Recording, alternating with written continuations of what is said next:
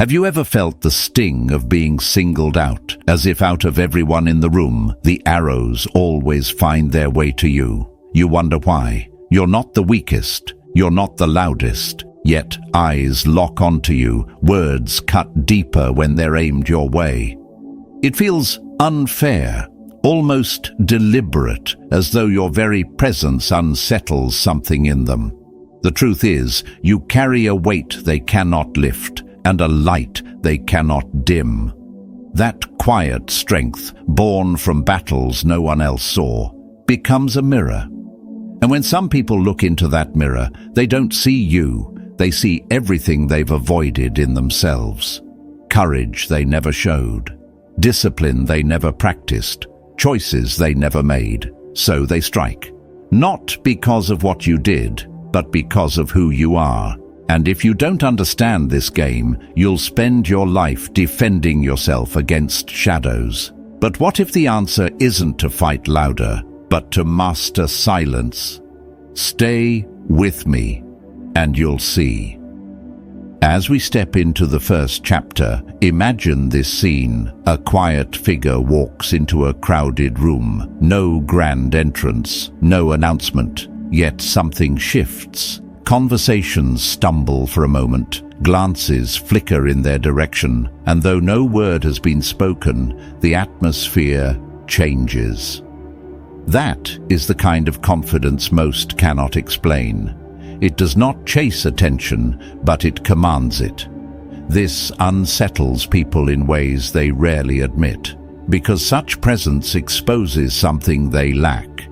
It is not about being louder, richer, or stronger. It is about standing without apology, walking without shrinking, speaking only when needed. And that stillness forces others to confront their own unease. See, when you carry yourself with certainty, when your back is straight, your voice steady, and your gaze unbroken, you become a mirror. In that reflection, they see the fear they have been hiding, the hesitation that has stolen their chances, the compromises that have quietly chained them.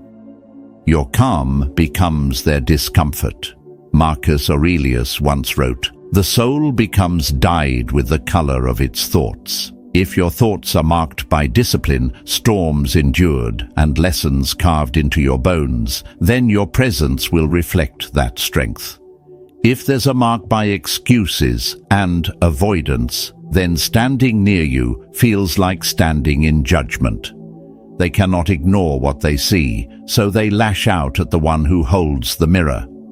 I remember watching a man once, loud and restless, determined to dominate a gathering with noise. He mocked others, filled every silence with words, demanded the spotlight.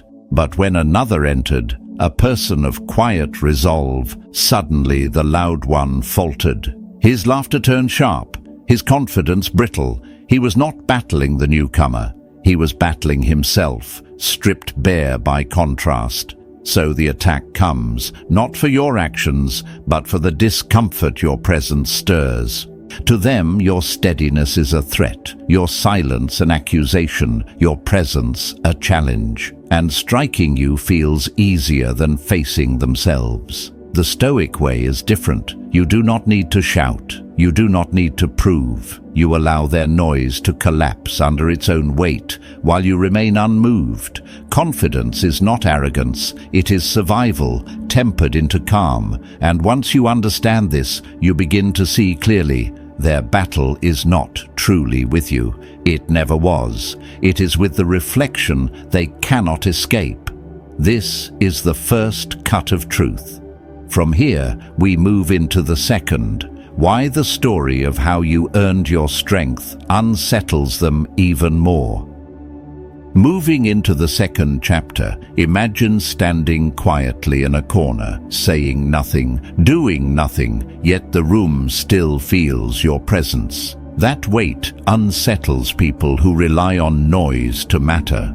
To them, your silence is not absence, it is defiance. Your presence becomes a challenge without you trying. The way you walk, the way you decide without long explanations, the way you say no without guilt, all of it declares you are not begging for approval. And when someone has built their entire worth on applause, they cannot understand a person who doesn't trade in that currency.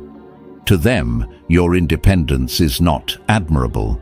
It is an obstacle that must be dismantled, and they rarely come at you openly. No, their attacks are quieter.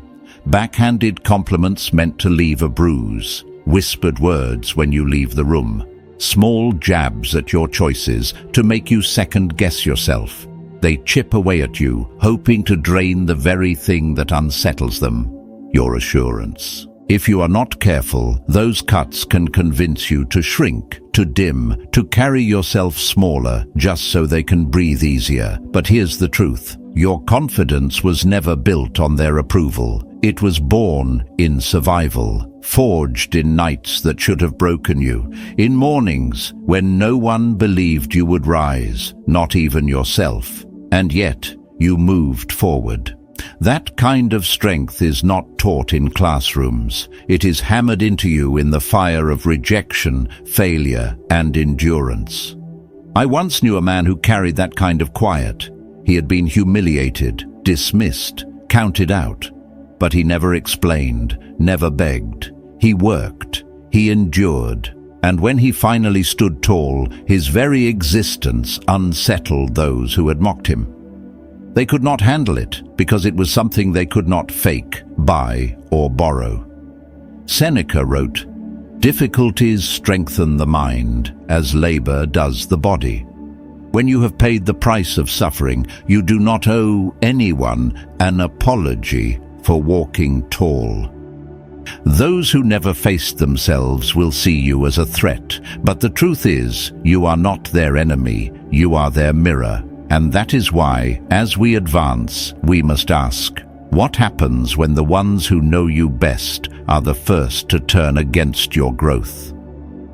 Advancing to the third chapter, here's where the attacks shift from whispers to narratives. They'll try to rewrite your story, painting strength as arrogance, confidence as pride. Why? Because arrogance is easier to despise than authenticity. It's simpler to brand you a villain than to admit your presence unsettles them. Look closely and you'll see the real reason. Every time you lift your head high, they are reminded of the moments they kept theirs low. Each step you take forward recalls the chances they never dared to seize, the dreams they quietly buried. You are not their enemy, you are their reminder, and often the sharpest arrows come from those closest. Friends, family, colleagues, people who knew the older version of you, the one who doubted, the one who hesitated. They cling to that image, unable to accept you've outgrown it. So instead of celebrating your growth, they try to drag you back into the role you once played. Because your change proves that people can rise. And if you could rise, then so could they. That truth is too heavy for some to carry. I recall a woman who transformed her life after years of being overlooked. When she finally walked with certainty, those who once comforted her in weakness became her fiercest critics. Not because she betrayed them, but because her growth betrayed the stories they told themselves. It's easier to attack than to evolve. The Stoics warned of this. Epictetus said, "If you want to improve, be content to be thought foolish and stupid. When you change, you disturb the balance others built on your old self. Your new strength reveals their old stagnation. So they test you, they challenge decisions, create conflicts, hoping to see you stumble. They want a crack in the armor, proof that your strength is just a mask. But here's the truth. You don't stand tall because you never fell. You stand tall because you refuse to stay down. Over time, you'll see clearly. It was never really about you. You are simply the mirror, and the most powerful thing you can do is keep holding that mirror steady without apology. From here, we move into a deeper battlefield, where silence itself becomes your greatest weapon. Entering the fourth chapter, imagine a world where every voice is raised, every opinion competing to drown out the next. In that storm of noise, you choose something rare. You choose silence. And suddenly, the room shifts. People who thrive on chaos find themselves uneasy because your calm becomes a mirror. It reflects their disorder back at them, and they do not like what they see. They push harder, hoping to provoke you. They yell, they insult, they try to corner you into explaining yourself. But your stillness answers with something sharper than words. I am not here to play your game. That unsettles them more than any insult could. For them, silence is not emptiness, it is defeat. It is you winning without lifting a finger. Marcus Aurelius reminded himself, you always own the option of having no opinion. To refuse reaction is not weakness, it is mastery. And that mastery strips away their disguise. Noise covers emptiness. Long speeches, gossip, accusations, they fill the air to distract from the hollow underneath. When you meet noise with silence, the echo reveals what was always there. No substance, no truth, just air. I once watched a colleague attempt to dominate a meeting with endless words. He drowned the table with arguments, eager to impress. Yet one man remained quiet, listening. When he finally spoke, with 2 sentences, the room tilted. The loud one was exposed. His noise collapsed under its own weight. That is the power silence carries, but beware. Exposure makes people dangerous. They will whisper behind your back, bait you with subtle jabs, try to twist your stillness into weakness. They'll say you're cold, detached, arrogant, because admitting your silence is strength would mean admitting they've wasted years shouting into the void. And most would rather double down on noise than face that truth. Here's the reality. Every reaction has a cost.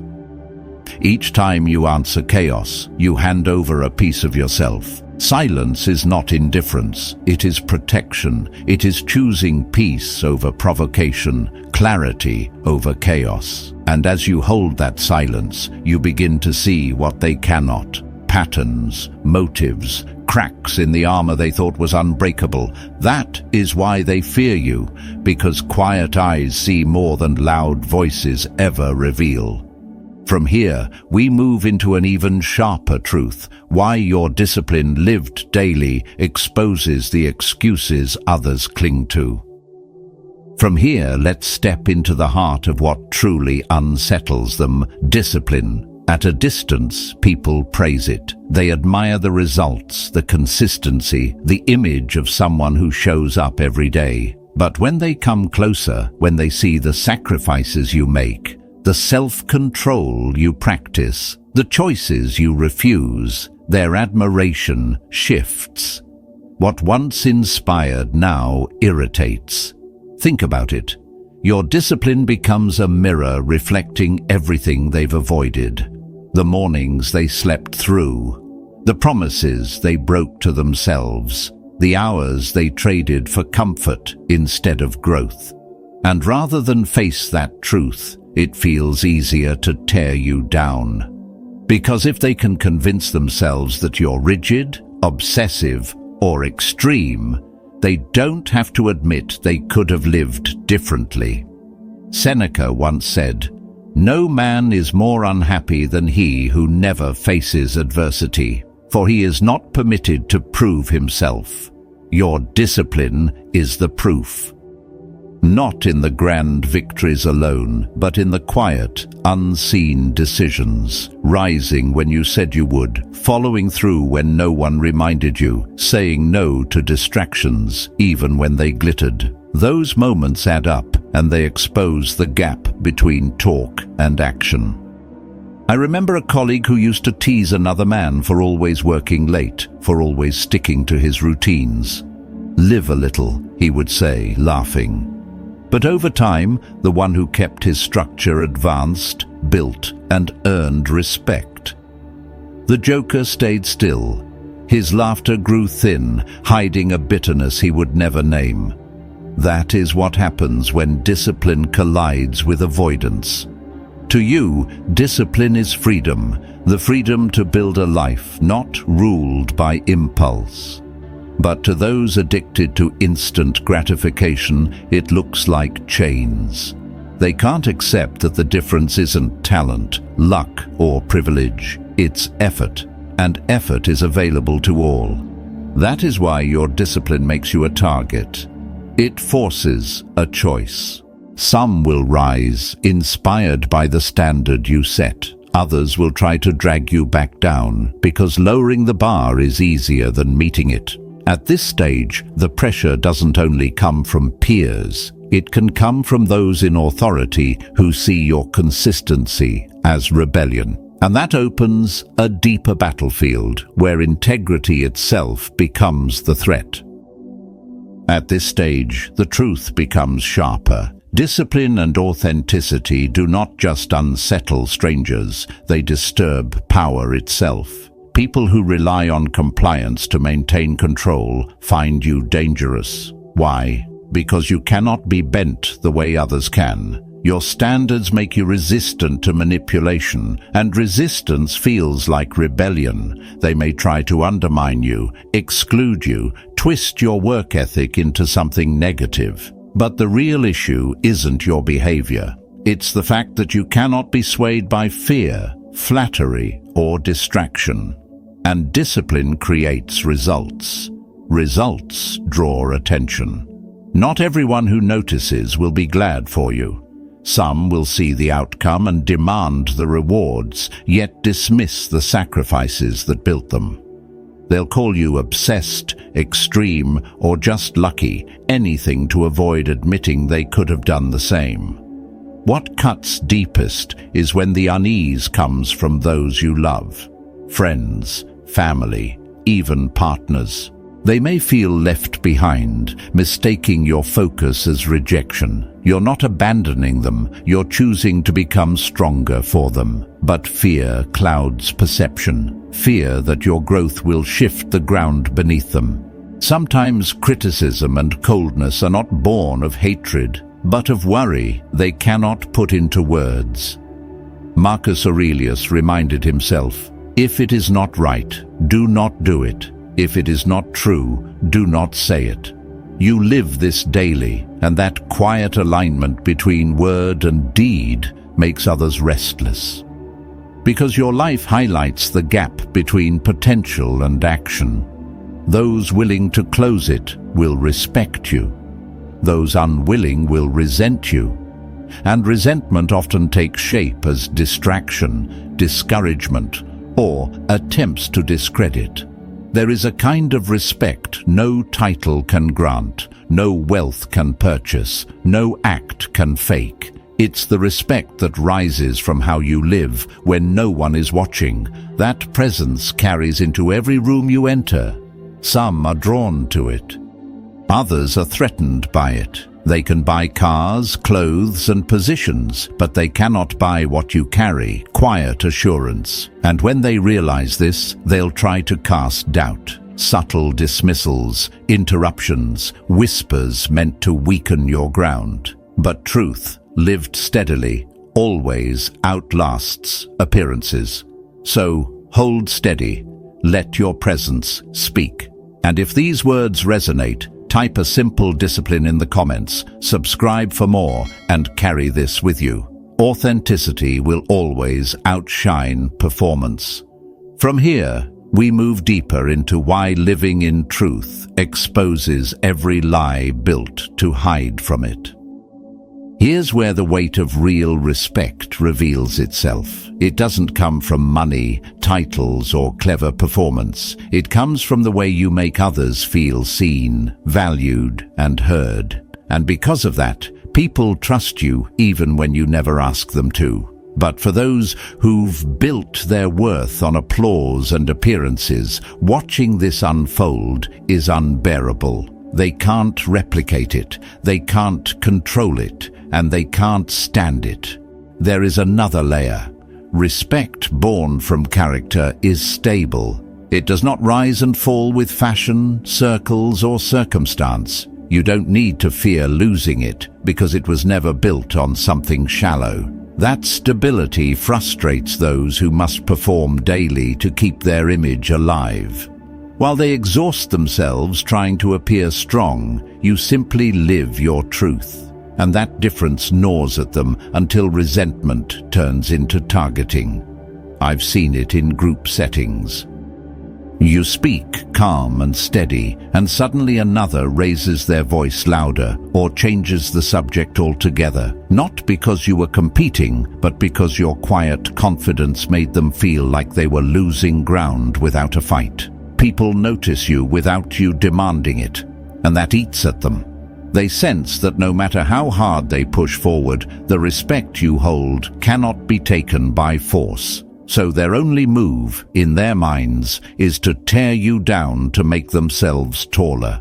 This is sharpest in places where hierarchy matters: workplaces, institutions, social ranks.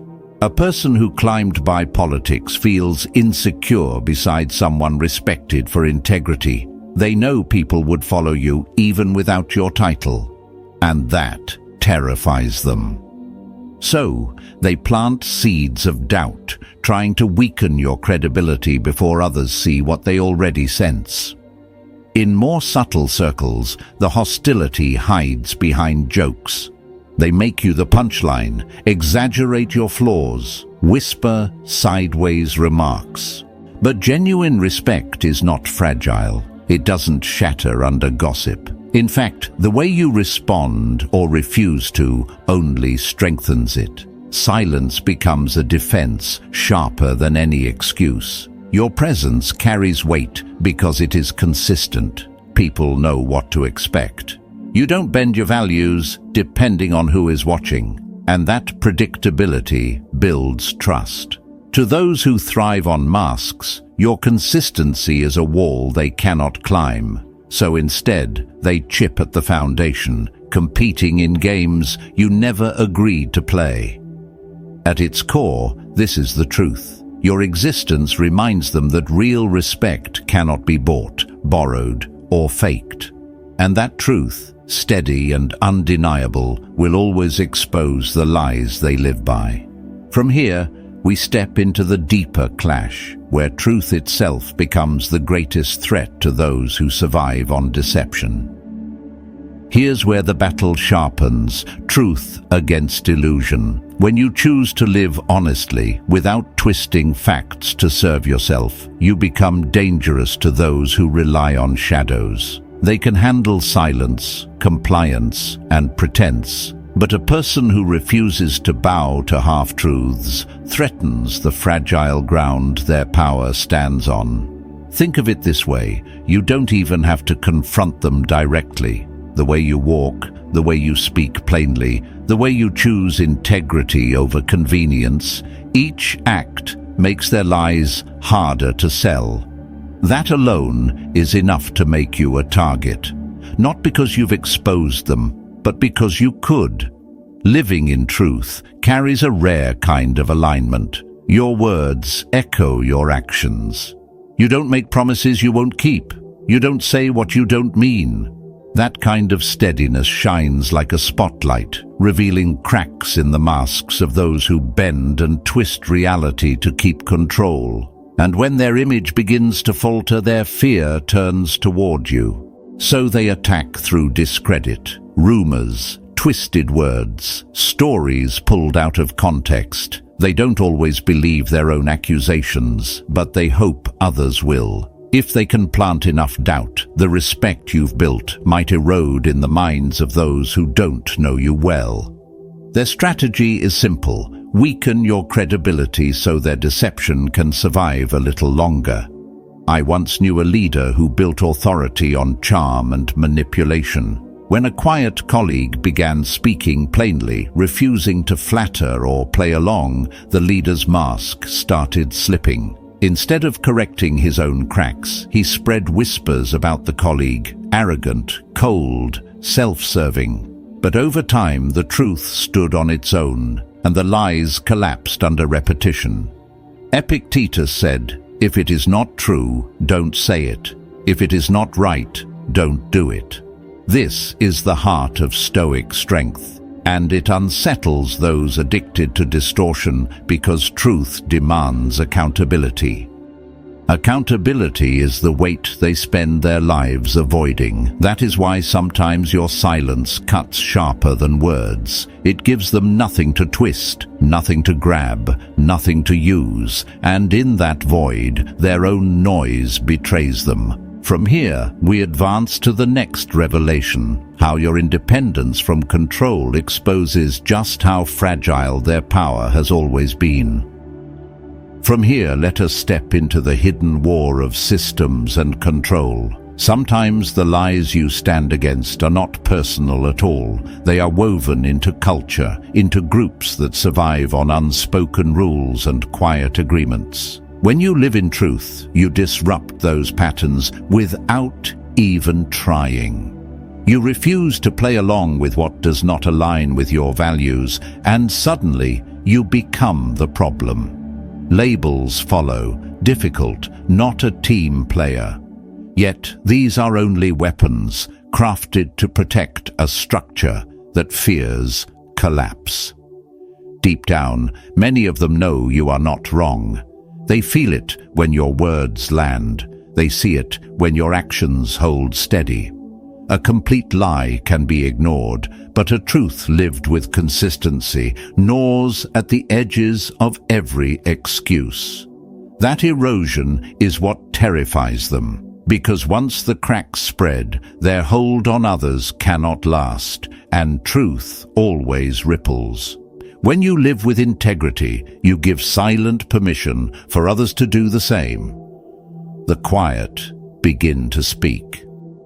The compliant begin to resist. Those who bent too long begin to stand straight. And this is where targeting grows harsher, because it's no longer just about silencing you, it's about stopping the wave you've set in motion. I once saw a man in a workplace who refused to join the culture of cutting corners. At first, they laughed at him, then excluded him, then whispered against him. But over time, others began to follow his standard. The very system that mocked him found itself shifting because one man held to truth. That is the contagious danger of integrity. Marcus Aurelius reminded himself, if someone is able to show me that what I think or do is not right, I will gladly change, for I seek the truth. Those who thrive on control cannot echo those words. For them, the truth is not something to embrace, it is something to fear. And when they cannot control you, they grow desperate.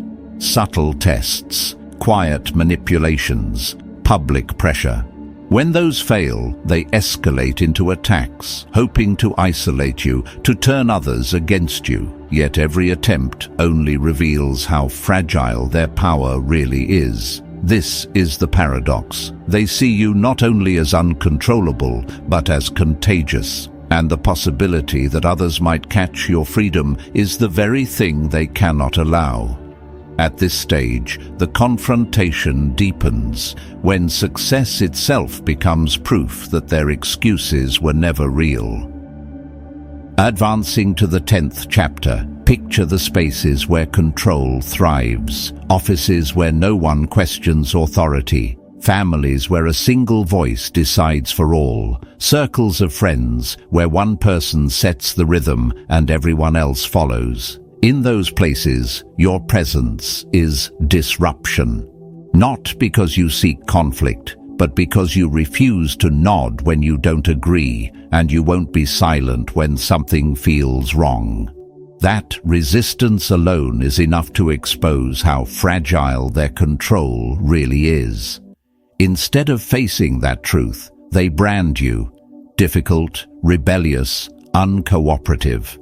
Labels become their shield, hoping others will turn against you before they turn against the system itself. But being uncontrollable doesn't mean rejecting guidance or scorning authority. It means filtering everything through your own judgment. You weigh advice, but you decide. You respect rules that make sense, but you question those that serve only pride. That balance, reason over blind compliance, is what they cannot stand. Seneca once wrote, "No man is free who is a slave to himself." You've broken that chain. Emotional manipulation doesn't sway you. Guilt fails. Flattery rings hollow. Threats of withdrawal mean nothing because you've learned how to stand on your own. That self-sufficiency makes you untouchable, and untouchable is the last thing a manipulator wants to see. So they escalate. They challenge you in public, hoping to shame you. They twist your independence into arrogance, hoping to scare others away from following your path. Yet each attempt often backfires, because the more they press, the clearer your steadiness becomes. People watching begin to see what you've known all along. Strength revealed under pressure is the most convincing kind. One of their sharpest weapons is isolation. They may nudge others to step back from you, to leave you standing alone. They think loneliness will break you, that without approval you'll return to chains. What they cannot understand is that your independence isn't a pose, it's a foundation. You would rather walk alone than walk in shackles. Freedom is costly. You've made peace with that. It may cost relationships, comfort, opportunities, but the price of surrender is higher. They cannot buy your self-respect, and they cannot threaten you into betraying your values. So when you are targeted for your independence, take it for what it truly is: confirmation, proof that their tools fail where you stand, proof that their power breaks against your boundaries, proof that you are your own. From here, the path leads toward the sharpest revelation yet. Why your very success unmasks every excuse they've ever lived behind. Here's where the test of success cuts the deepest. Everyone says they want it. Few are willing to endure what it demands. For many, it is easier to explain why they cannot than to admit they never tried long enough, never stayed the course, never faced the grind without complaint. Your success becomes a light that strips away their comfort. It exposes what their excuses cannot hide, and light can burn. When you achieve, those who've invested years in protecting their limitations feel threatened, not inspired. They see you and are forced to remember every chance they let slip, every morning they slept in, every decision where they chose comfort over growth. To them, it is unbearable. Easier to say you were lucky, easier to say you changed, easier to call you obsessed. Anything so they don't have to face themselves.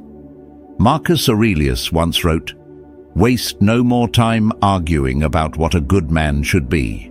Be one." Your success is exactly that, evidence.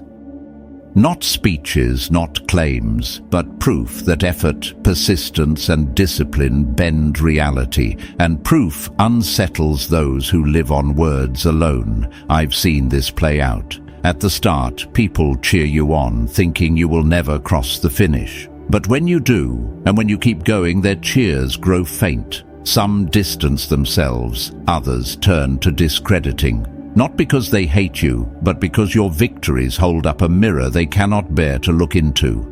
Excuses are fragile things. They can survive in the dark, but collapse under the weight of evidence. And when your success grows public, the threat multiplies.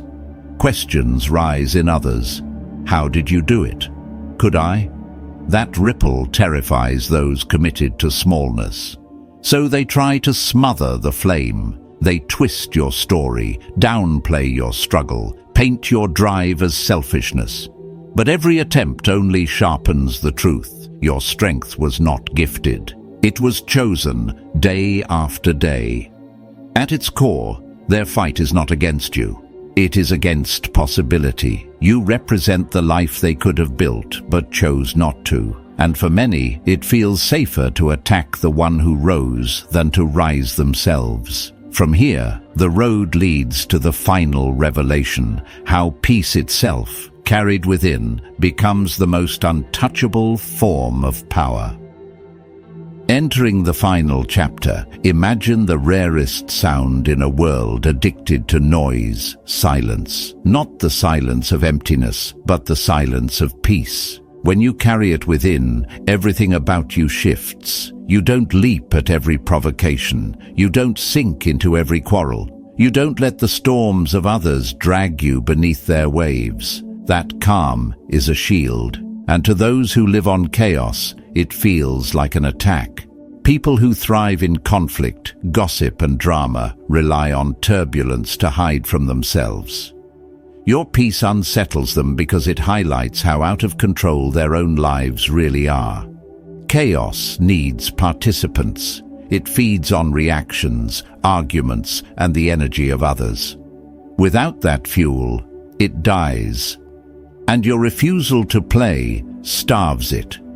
You sit in the same room, and their jabs fall into silence. You hear their whispers, and your face remains unmoved. That stillness infuriates them because it says, "Your storm cannot touch me." Epictetus said, "No man is free who is not master of himself." Peace is that mastery, not passive, not weakness. It is the discipline of guarding your mind when the world demands you spill it. It is the choice to protect your spirit at all costs. To the chaotic, your steadiness feels like judgment. You never condemn them, but your existence whispers that it doesn't have to be this way. That truth is unbearable for those who've convinced themselves conflict is the only language life speaks. I once watched a woman endure months of ridicule in her workplace. She refused to react, refused to bend. Over time, the mockery grew louder, but so did her influence. People began to notice she could not be shaken, and one by one, they began to follow her example. That is the ripple effect of peace. It spreads, and in spreading, it starves chaos. The more they test you, the stronger your calm becomes. Every failed attempt to drag you down proves to yourself that you are in command of your state of mind. That is the quiet victory they cannot bear, because your peace is untouchable. It means their chaos has no home in you unless you open the door, and you never will. From here, the story resolves into its clearest truth.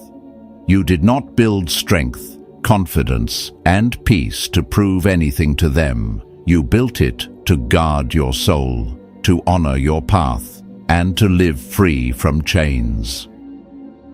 Let them speak, let them twist, let them try. None of it changes the truth that you are still standing. You have carried your integrity when breaking would have been easier. You have chosen self-respect when compromise could have brought you comfort. You have walked through storms that were meant to bury you, and yet here you are, taller and steadier than before. That is victory in its purest form, not the absence of trials, but the refusal to be broken by them. Every attempt to pull you back is proof that you've already moved forward. Every false word thrown your way reveals how powerless they really are, because real power is not theirs to give or take. It is yours, earned in silence, lived through choices, and proven in resilience. You are the reminder that strength is not loud, but unshakable. So keep walking, keep building, keep living in truth. Let your very life be the answer they cannot undo. Comment "still here" if this spoke to you, and subscribe if you are ready to carry this strength into every step ahead. Your journey is not over, it is only unfolding. The next chapter is waiting, and it will be even greater than this one.